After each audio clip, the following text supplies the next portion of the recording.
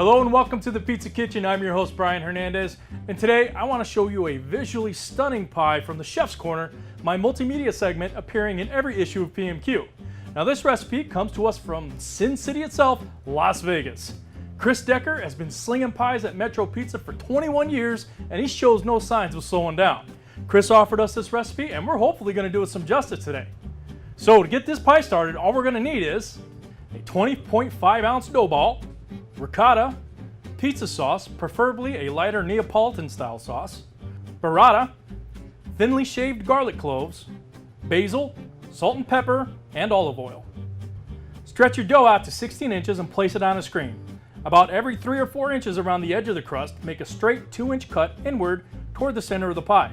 Do this around the entirety of the crust. Place about 1 ounce of the ricotta in between 2 of the cuts. Grab the corners from each side of the cut and fold them over the ricotta to meet in the middle, as you would when making a paper airplane. Pinch them together where they meet and make a seam. This should give you a triangular starburst shape. Add your sauce to the middle and spread evenly.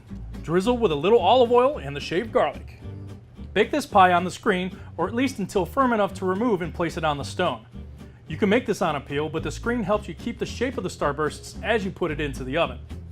Bake for 7 to 10 minutes at 550 to 575 degrees or until that crust is golden brown and evenly baked.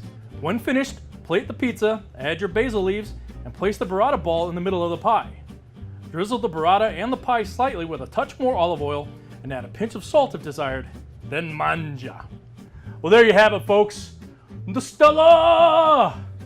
A beautiful pie that is bound to turn heads in your pizzerias or at your own homes.